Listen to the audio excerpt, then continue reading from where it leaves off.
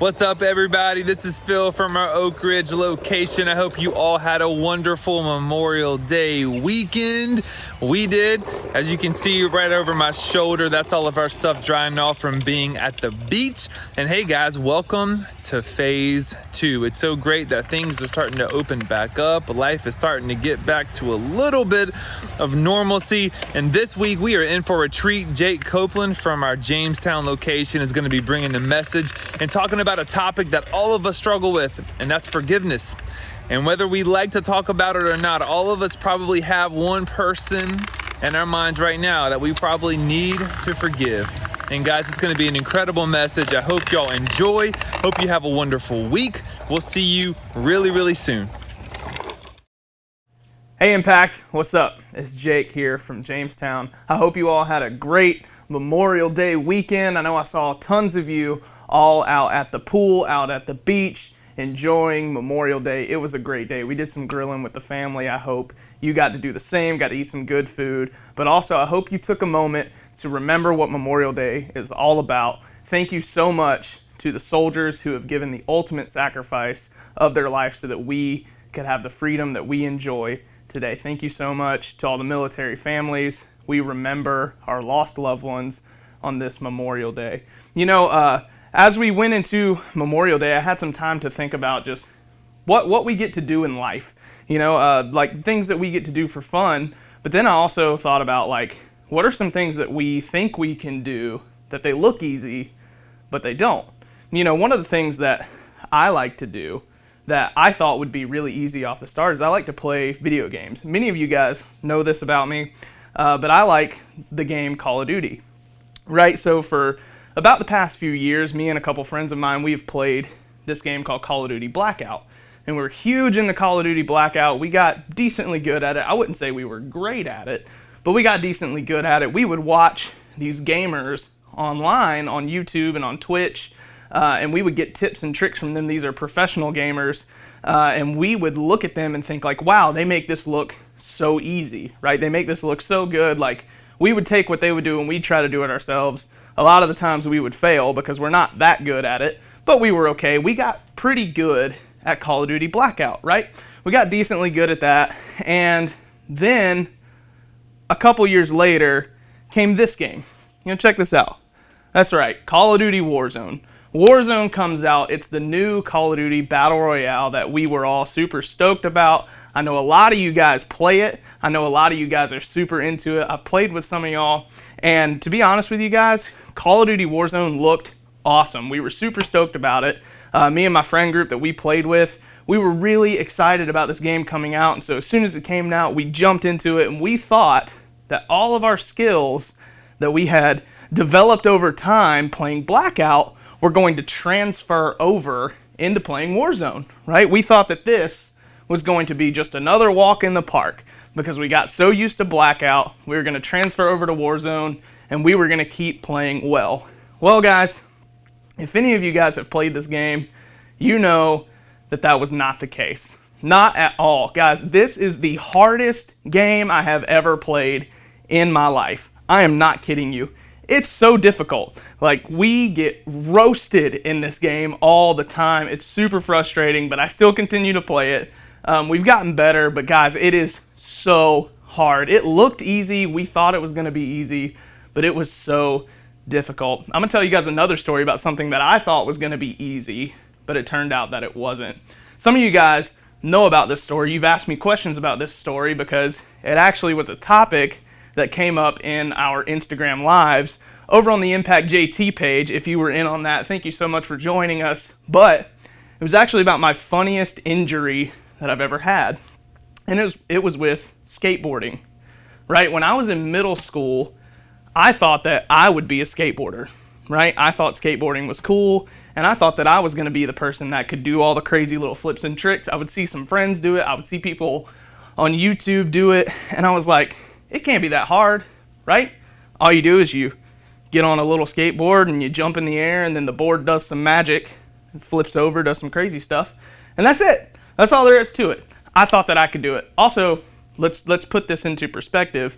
These guys don't work, right? I am very uncoordinated with my legs. right? My legs, like about the hardest thing I can do with my legs is run. I don't know why I thought I could skateboard. I can barely dance, like so. I don't know why I thought I could skateboard, but in middle school, I thought I would give it a shot. I thought it looked pretty easy. So I went out, I bought a crappy little skateboard from Walmart, and I began to practice, right? I was terrible. I was awful at it, but I wanted to get better. And I kept looking at videos online. I kept going outside in my street, wanted to play, with my friends. We would get our skateboards together, and we would try to do tricks, and I was terrible. They were a lot better than I was, and I felt really ashamed of that because I was like, I want to be good at this. Well, one day, school got called out because of snow. We had a snow day, ground's covered in snow. And I think to myself, I wake up in the morning, I'm like, hey, what better time for me to go outside with my skateboard? There's snow on the ground. It didn't register that snow is slick in my head. And so I go outside and I think I'm gonna practice skateboard. I get on my skateboard for about 5 seconds and then I fall as hard as I possibly can right onto my butt bone. Right, just right on, not even on the cushy part of your butt, like right on the bone. And it hurt so bad, y'all. I actually wound up like fracturing my tailbone, which was not fun.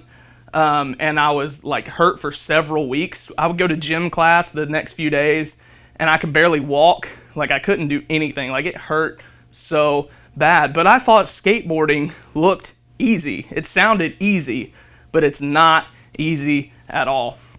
And you know what else is way harder than it looks or way harder than it sounds? It's forgiveness. This idea of forgiveness. Now, as Christians, we know that we should be forgiving. We know Jesus taught about forgiveness. We know that Jesus forgave us, right? But it's this whole concept, like we hear about it and we think it's this really small thing, but in reality, it's a lot harder than it sounds, right? Because here's what I've found in life, and I bet you could agree with this too, is that forgiveness is easy until you have to do it.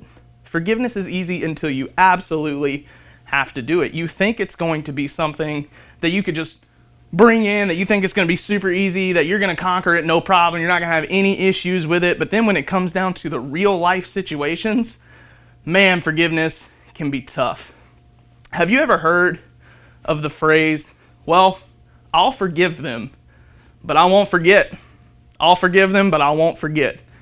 I wanted to ask you, is that true forgiveness? Is that really forgiving somebody? Because to me, what it sounds like is you're just going to brush it under the rug, but you're never going to truly forgive that person for what they did to you. Or you're never going to truly forgive someone for what may have happened in your past. You're still hanging on to it because you're still looking for a reason to be angry at someone. And that's understandable. I get it. But what we're going to talk about today is true forgiveness, real forgiveness. I've heard it said this way plenty of times. And it's this simple statement, but it's that true forgiveness is forgiving someone to the point where they could hurt you all over again, right? It's forgiving someone to the point where you go back to the way you were. Your relationship goes back to the way it was before they ever went against you or before they ever did anything to you. You trust them enough again so that it goes right back to where it was before any of that mess ever happened. Right? I think there's some areas in your life and in my life that could probably use a little forgiveness. So I wrote a couple of examples down. Maybe you had a friend. You and your friend were super close and you thought that this relationship was never going to die, this relationship was never going to have any problems, and it was like your ride or die friend, right? Best friends. And then they stabbed you in the back. You trusted them with everything that you had, and then they stabbed you in the back. Man, that's tough. That stinks. And now the relationship you have with your friend, it's in pieces, and you don't know what to do with it. There's that weird, awkward tension, right? Or maybe you had a girlfriend or a boyfriend who cheated on you in your relationship. Man, that's tough. My heart breaks for you being in that situation. I've been in that situation. I know what that's like, and I know the hurt and the pain that can come along with that. That's real hurt, y'all. It's real, and my heart breaks for you, but maybe forgiveness is what you need in those situations, or maybe it's this. Maybe your family has just let you down one too many times. You know, you put all your trust and your hope and your family. You know that your family should be there for you no matter what, through thick and thin. And it seems like every time your family just lets you down. And now you're kind of at wit's end and feels like that relationship is just torn and there's nowhere for you to go. Or maybe it could be this. Maybe somebody owes you something for something that you did for them, but you know that they have no intention of ever paying it back whatsoever. You may have gone above and beyond for somebody to do something incredible for them, just bless their life in an amazing way, and then they take it for granted. They have no idea what it looks like to even begin to pay you back. They have no intention of paying you back whatsoever. They just kind of took whatever it was that you gave them and they were like, cool, and then they moved on, right? And that was it. And now you're angry at them because you're like, man, I wasn't expecting to get paid back, but it would be nice to at least say thank you, right? It's not even like they said thank you for what I did for them. Maybe forgiveness is what you need in those circumstances. Maybe it's another circumstance that you're dealing with. I promise you this is applicable across the board. So let's check this out. Forgiving people in these areas can be super hard. It can be real difficult. I'm not telling you that it's going to be easy, because it's not. These are real life, real world situations that are not easy to handle. But here's the great thing. When Jesus taught us about forgiveness, Jesus knew that it was going to be difficult. He knew that going into it. And see, here's the good news. Jesus has not asked us to do anything that he wasn't willing to do himself. Jesus isn't asking you anything that he's not going to lead the example in, right? He's already been there. He's been through the hurt. He's been through the pain. He knows what he is requiring of us. He knows what he's asking us to do because he's been there before. And to draw this example, to make this picture, to bring all of this together, there's a story in the Bible that I want to talk about. And it's really interesting.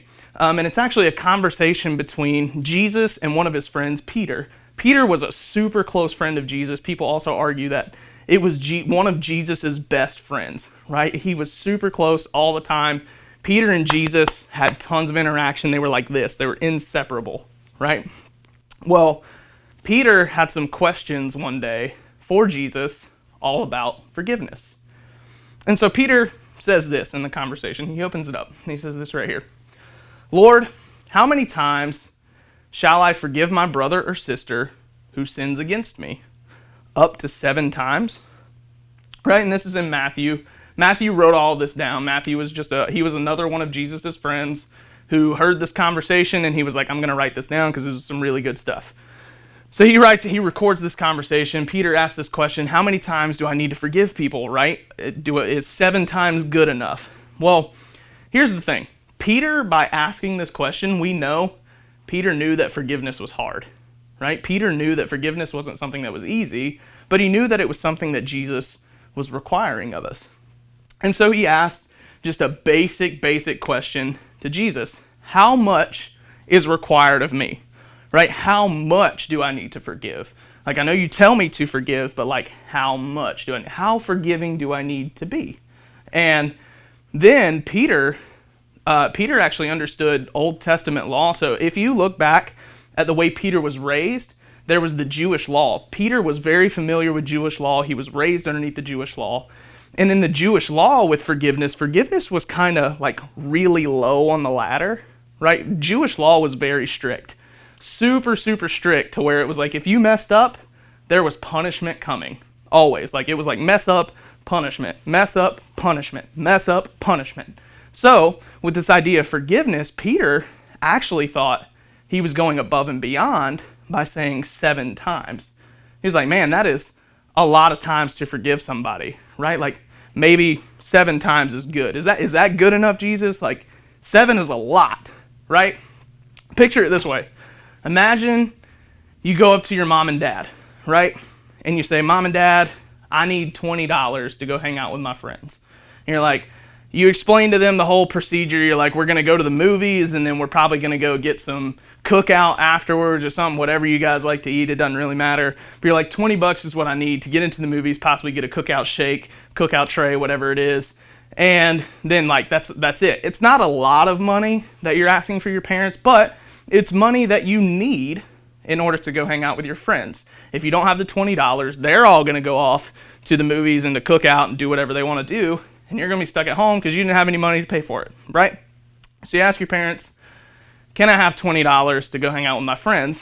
And then imagine your mom turns around, or your mom or dad turns around, and they're like, sure, no problem. Actually, I'll tell you what, how about I just give you $500 instead? And then without even asking whether that was okay with you or not, they just hand you 5 crispy new $100 bills. Like, that's awesome, right? That would be great. Talk about going above and beyond. You asked for $20 and they gave you $500.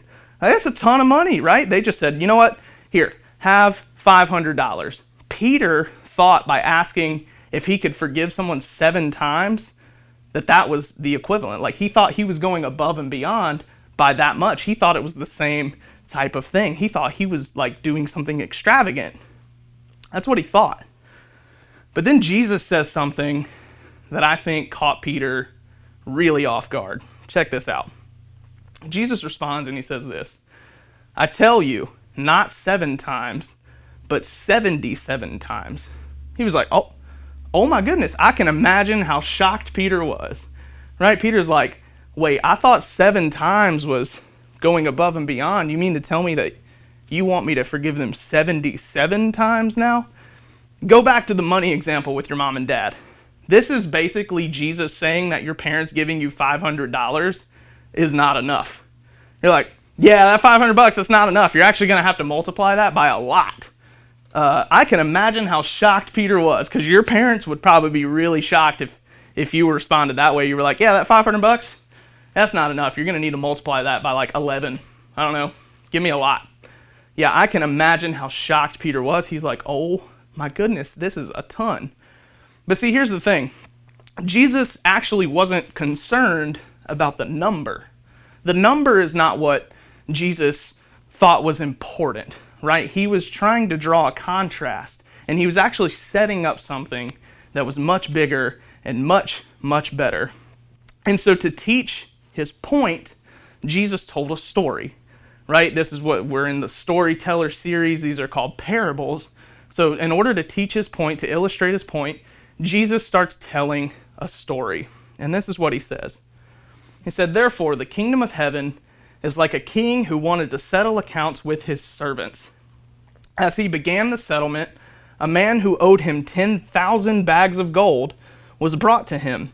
Since he was not able to pay, the master ordered that he and his wife and his children and all that he had be sold to repay the debt. At this, the servant fell on his knees before him. Be patient with me, he begged. I will pay everything back. The servant's master took pity on him, canceled the debt, and let him go. Guys, this is awesome. There's a ton of stuff to break down right here. First off, let's talk about the amount of debt that this guy was in. This guy was in so much debt, right? He says he owed him 10,000 bags of gold. Do you guys know how much 10,000 bags of gold is in today's money? That is millions of dollars. This guy was in so much debt to the king or the master, whatever it is, whatever his position was. I think it says he was the master. No, it says he was a king. It was like a king, yeah. He was in so much debt to this king that it was the equivalent of millions and millions of dollars. There was no way he could ever repay this back. The people who were listening to this story were probably shocked. They were like, oh my gosh, that's so much debt. And so the king responds back and he says, all right, you're going to repay all this debt. And in order to repay the debt, I'm tired of keeping track of everybody's accounts. I don't want to do it anymore. You're just going to pay me what you owe me. And if you can't pay me what you owe me, your wife, your children, and everything you belong, we're going to sell it. Whatever it makes is what I get, and then you can go free. How's that sound? Well, this servant didn't like that, and he was like, no, please don't take my wife and my kids and my stuff. I will work and repay everything back. Just be patient with me. Well, then the king has pity, right? The king shows compassion. He shows remorse. And he's like, you know what? I forgive all of your debt. You don't have to pay me anything. You can keep your wife, you can keep your kids, you can keep all of your stuff, and you're free. Don't worry about it. He cancels this debt. That's the most incredible part of this story, is that the king who was owed all of this money showed compassion and showed love for this servant and then canceled all of his debt and let him go free. That's incredible. That's a lot like what Jesus has done for us. And you would think that this servant would be super grateful, right? That he'd be like, oh my gosh, everything, like I was just set free because this king was merciful to me. You would think he would be super grateful. But that's not exactly what happens. Jesus continues telling the story, and this is what he said. But then the servant went out. He found one of his fellow servants who owed him 100 silver coins. He grabbed him and he began to choke him. Pay back what you owe me, he demanded. Right? Man, this guy kind of sounds like a jerk. Also, look at the difference here. This original servant, he owed millions of dollars to this king, right? So he gets forgiven of all of his debt, and then he goes out and he finds this other man that he knows who owes him 100 silver coins, right? Not 10,000 bags of gold coins, but 100 silver coins. It's basically like $5, right? It's almost nothing. And he goes after this guy and he starts to beat him up and choke him, and he's like, give me back what you owe me. And you would think that he would be super grateful and be able to show forgiveness because he was already forgiven, but that's not what happened. He decided to choke and beat and humiliate one of his friends because his friend owed him basically like $5, right? So what happens next in the story? Check this out. Jesus continues talking and he says, his fellow servant fell to his knees and begged him, be patient with me and I will pay it back. This sounds super familiar, right? This just happened in the original servant's life. Now he's beating up this man who owes him like $5, and this man's like, yo, be patient with me. I promise you I'm going to pay it back. But he refused. Instead, he went off and had the man thrown into prison until he could pay the debt. When the other servants saw what had happened, they were outraged. And they went and they told their master everything that had happened. Then the master called the servant in.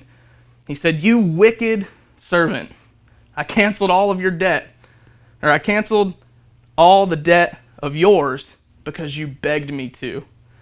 Shouldn't you have had mercy on your fellow servants just as I had on you? Man, that's tough. That's super tough right there. But what's happening here is this is the equivalent of Jesus teaching this point of forgiveness, that this person was forgiven of all of their debt, and then they turned around and then they acted ungratefully and unforgivingly to someone who owed them something. They showed no forgiveness even though they were just forgiven of so much more. So much more. And here's what I wanted to teach with this, is that just because we understand what should happen with forgiveness doesn't mean that it's easy for us, right? We still have that temptation to deal with things in an incorrect way. It doesn't mean that it's going to be easy. It doesn't mean that it's going to be simple. A lot of the times it's not easy. It's very hard and it's complex. But Jesus did not let us off the hook just because something was difficult. Jesus didn't let us off just because something was hard. He was like, look, I know this is going to be hard. I know this is going to be difficult, but we're still required to do it.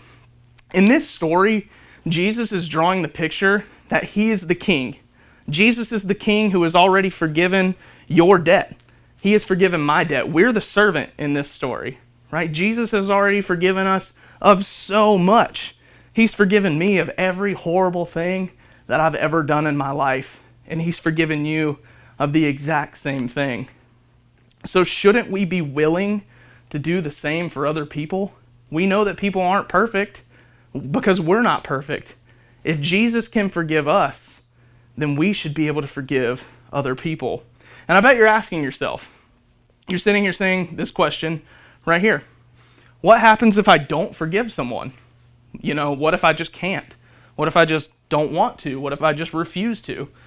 Well, Jesus actually goes on to answer that question. We won't read it, but I will tell you what happens. He talks about this unforgiving servant. And he talks about him and he says, later the servant was sentenced to prison. Right? The original servant, he was sent to prison and he was tortured for his actions. It's like, oh my goodness, like that's a little harsh, don't you think? I bet you're asking yourself, does that mean if I don't forgive someone, then I'm going to be tortured? No, that's not what we're saying here. You got to remember, this is a parable. So what this is a story that Jesus is telling to illustrate a point, right? It's not literal, but what does this actually mean? Here's what Jesus was saying by saying that he was sentenced into prison, that he was tortured. Jesus is saying this right here. Refusing to forgive someone is its own kind of punishment and prison to yourself. Now, how is that possible? Holding grudges is exhausting. Holding hatred against someone is exhausting. It's not fun. You probably don't like it. You probably have conversations with yourself that keep you up at night about how much you don't like another person, when in reality, you just need a little bit of forgiveness, right? Jesus wants you to be free. Jesus' entire mission, everything he did, was because he wants you and me to be free. He wants us all to be free. Freedom is his goal. But sometimes we hold ourselves back from experiencing God in the most powerful ways because some of the things that we do, some of the things that we hold on to. Jesus wants us to experience freedom by experiencing what he gave to us. Jesus gave us freedom. And for us to experience God in a powerful and an incredible way, we have to be able to give freedom or forgiveness to other people, right?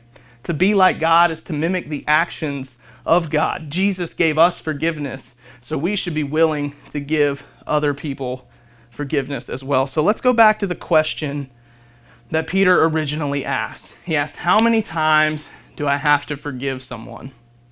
And here is the lump sum of everything in that story. It's this. Jesus isn't concerned about the number of times you have forgiven someone. He doesn't care about a number. The number is not what matters. Jesus is concerned about your freedom. And you've forgiven enough when you're free. That's it. So what does that mean for you? What does that mean for us? What that means is, are you still holding on to a piece of hatred for somebody? Are you still holding on to something that they did to you? Well, you need a little bit of forgiveness. You need to forgive them more. Now, after you forgive them, you reassess, am I still mad at this person? Am I still holding on to what they did to me? Well, you need to forgive them more, right? It's recurring. It's repetitive. There's not a set number. When you're free of everything that's happened to you, when you're free of the circumstance, is when you've forgiven them enough. The point of all of this, the point of everything in this story, is to shift the attention away from what others have done to us. It's to shift the attention away from what someone may have done to you or what someone may have done to me, and it's to shift the attention to what we've done, to what I've done personally, what you've done personally, and then to look at how Jesus responded in those scenarios. Jesus generously forgave us for everything that we did. He generously has forgiven me of everything that I've done, which is so much more than what somebody else may have done to me. God is super generous with all of us in the way that he forgives us, in the way that he loves us. And so how can we look at other people and their imperfections and not do the same for them? When our eyes are open to all the ways that we aren't perfect, forgiving people and their imperfections becomes a whole lot easier. It's a lot easier to forgive an imperfect person when you realize that you also are not perfect. I'm not perfect. None of us are perfect. So we should have grace and mercy on other imperfect people. Here's what I'm asking you to do in all of this. Here's what Jesus is actually asking you to do. It's this right here. Forgive like you have been forgiven. You've been forgiven in great exponential ways that are far beyond my understanding, far beyond your understanding. They're far beyond anybody's understanding on this earth. God has been so generous with you time after time after time after time, and he's asking us to forgive like we have been forgiven. As long as we think that we're better than anyone else, then forgiveness will always be tough to demonstrate. Jesus has loved us and showed us love time after time and time again. But as Jesus showed us, our ability to forgive other people is directly tied to our ability to receive forgiveness. We understand exactly how greatly we have been forgiven by Jesus, then forgiveness becomes a whole lot easier. Jesus led the way.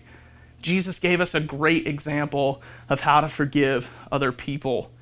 He led the way in forgiving people, so we should follow in his footsteps. To demonstrate his point, he gave us this great story.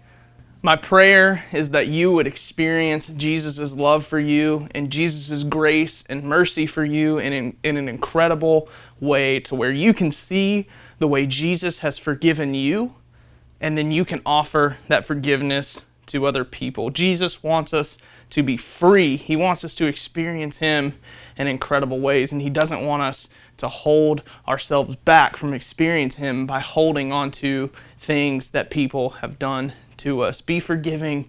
My prayer is that you would forgive like you have been forgiven. Let's pray. God, thank you so much for Jesus. Thank you for the example that he gives us in teaching and leading and forgiving other people. God, I pray that we would experience the forgiveness that you've given us in an awesome and in an incredible way. And God, that we would then turn around and offer that same forgiveness to the people who may have wronged us. God, we love you. We thank you for everything Jesus has done. God, we want to experience you in just the most incredible ways. I pray for our students and I pray for myself as they take this challenge. I pray that this would push them and challenge them so that they could better love the people that are around them. And God, we thank you so much for everything Jesus has done. We thank you for the freedom that he gives us. It's in his name we pray. Amen. What a great message there from Jake, talking about forgiveness and how important it is for us not to hold grudges, even though it's hard, even though we know it's so difficult to forgive somebody because I know they did that to you, or she did that to you, or she said that to you. Guys, it is so important for us though to forgive, just as Jesus forgave us, right? And it's an awesome opportunity for us to do just that, even when Evie struggles doing that with her older sister. Hey, but we love you guys. We hope you guys have an awesome time with your small groups tonight, connecting virtually. Remember to talk to each other, catch up on live, see how everybody's doing. The small group questions are right below in the details here for the YouTube video, so check them out, work through the questions. Guys, and we're praying for y'all. We love y'all. We cannot wait to hopefully see you guys again sometime soon. But until then, we're here for y'all. So hang out with your leader, have fun with your group, and know that we love y'all and we're praying for y'all. We will see you guys soon, Impact Fam. Stay Impact strong. We love y'all. Blow kiss, blow kiss, blow kiss. You blow on the Easter egg? Okay, say bye-bye. Bye-bye. Okay, love you guys. Bye, Impact.